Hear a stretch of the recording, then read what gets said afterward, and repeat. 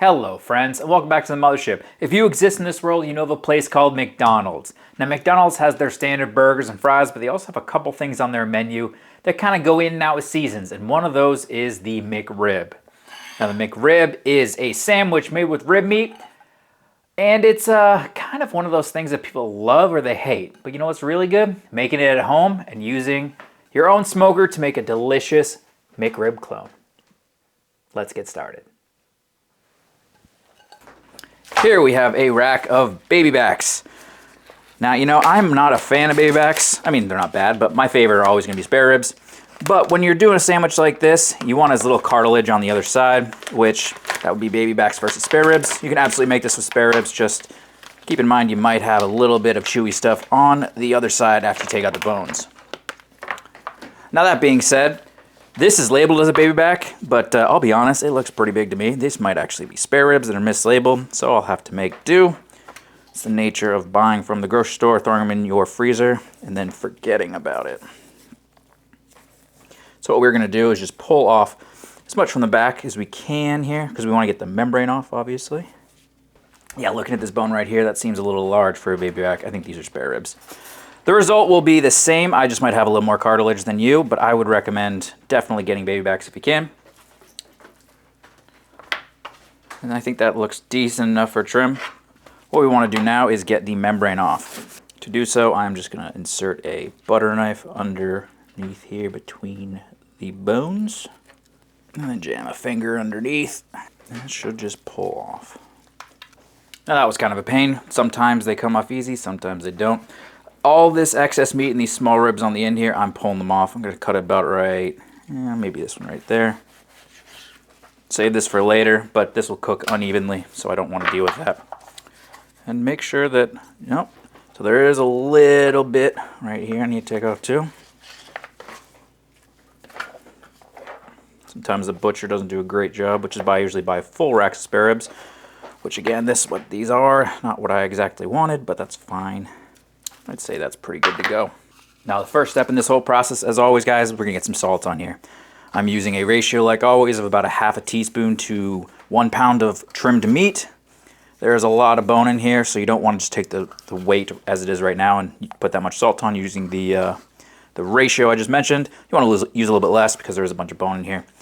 General rule of thumb for ribs, honestly, is you can use a lot more salt than you think. So my rule is not really a hard and fast rule. I just kind of want to get everything coated down. I also don't bother with putting it on the other side because you have that fat pocket there. So I really focus just on the top side, the non-bone side, and get as much salt on the exposed areas of the meat as possible. And I think that looks pretty good. What we're going to do is put this into the fridge, and we're going to wait for all that salt to be absorbed somewhere between half an hour to an hour and a half. Usually it's pretty quick, but into the fridge we go. Let everything absorb. We'll come back and we will put a bit of a rub on. Our little ribbies have had about an hour and a half in the fridge, and as you can see, all the salt is pretty much all absorbed, so we are ready to throw a rub on.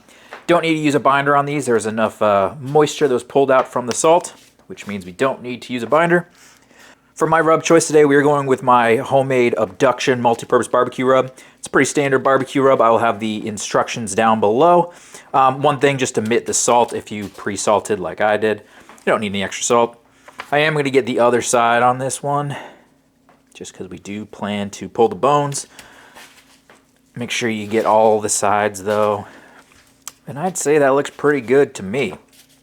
Now these are going to go back in my fridge because I'm not ready to cook them just yet, but if you're ready to go, you could certainly just throw these onto the grill just like so. But now I'm going to put them back in, and we're going to wait until it's time to get our smoker up and running.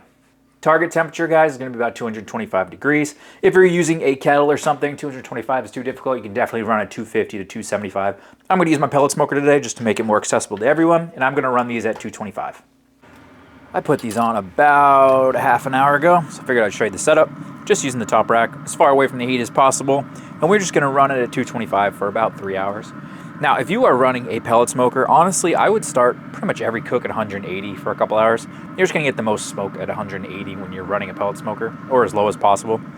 If you're running this on a kettle or a different type of smoker, you don't really have to worry about that much, but if you do want the most amount of smoke possible on a pellet smoker, definitely start lower. 180 is where I'd probably do for an hour or two, and then bump it up to a working temp.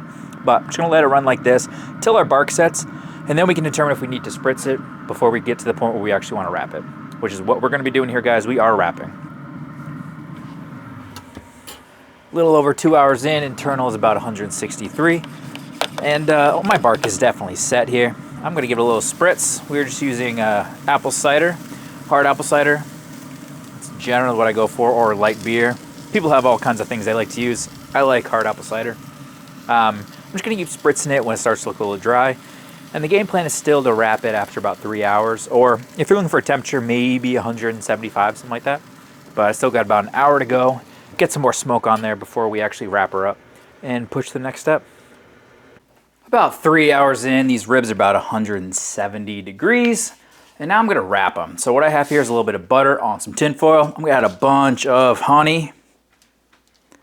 Then we are going to put our ribs meat side down just like so. And start to wrap them up a little bit. Now at this point I'm going to add a little bit of liquid. I'm going to use just the apple cider, the hard stuff. Not a lot, but just a bit. That's going to allow it to start to evaporate, starts to steam, and that's really what's going to make these ribs really just fall apart. If you are trying to get competition style, obviously this is not the way to do it. This is, you know, basically 3, 2, 1 ribs. But what we want is these to be so tender that we can just pull the bone out when we make our sandwiches. So a little bit of moisture. I like hard apple cider, like I said. Light beer works. Just straight apple cider vinegar works. Water works. Honestly, just about anything's going to work as long as it's liquid. Get it in there, add some sugar, which is what I did with the honey, and then some butter for some extra fat. Then we're going to completely wrap it up. And this is going to go back onto the smoker for at least 2 hours. Realistically, we're looking at probably 2.5 to 3, but I'm going to start looking at about 2. I want it to get to the point where the bones have really retracted, so you can see on the top of each bone, we've gone down at least a ½ an inch. That way I can pull the bones out easily, and then we can move along with making our sandwich. But at this point, we are going to let it steam inside the tin foil. And we're going to just kind of let it do its thing for a couple hours. Back onto the smoker now, 225. You can bump it up if you want, but I'm going to keep going at 225 for about 2.5 hours. 2.5 hours into the wrap portion of our cook, and I think it's time to remove the bones. So what I want to do is just kind of cut along the back of the bones here, just pull them out. So I'm just going to find this one, I cut along the back of it, pull just the bone out, keep the meat in there.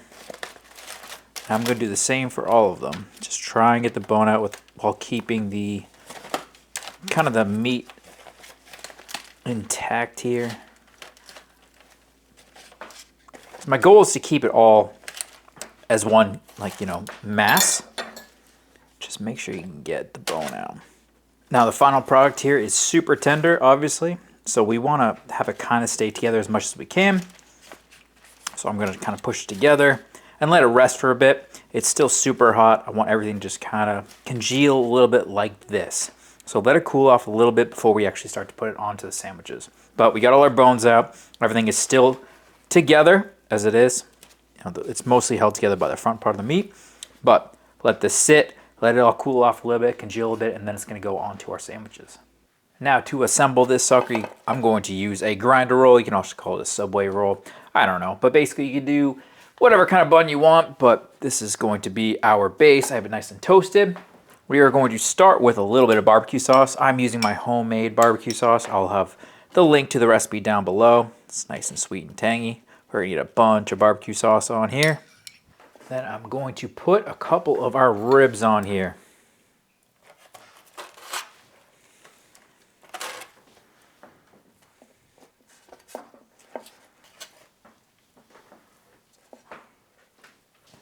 And then I'm also going to put some white onions. Nice and crispy. And lastly, some nice dill pickles on top. Nice cut in half.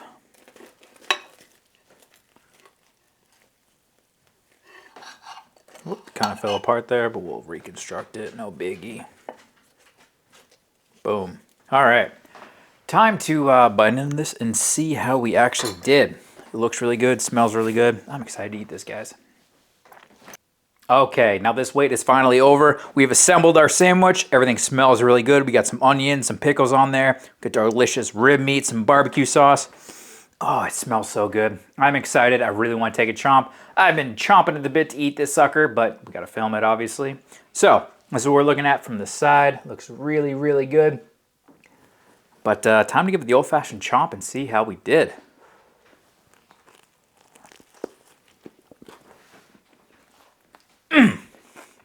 That is fantastic. Honestly, I haven't had a McRib in years and years. If you have not done this before, it's basically just ribs cooked really well with some pickles and onions on a bun. It's fantastic. Like I said, I haven't had a McRib in a very long time. I'd love for you guys to try this and tell me if it kind of comes close to that. I don't really remember. I kind of remember the McRib tasting kind of extremely processed, would probably make sense because it is McDonald's, but try this one, guys. If you haven't done it before, I highly recommend it. It's a different way to do ribs. It's a really good way to do ribs on a sandwich because everyone loves a good sandwich. If you have made these before, let me know down below if you do it any differently. I'd love to hear what you guys are doing. But most importantly, guys, get out there and cook something absolutely fantastic. And most importantly, let me know down below what you're cooking. And as always, guys, get out there, cook something good, and I'll catch you at the next UFO barbecue. Bye-bye.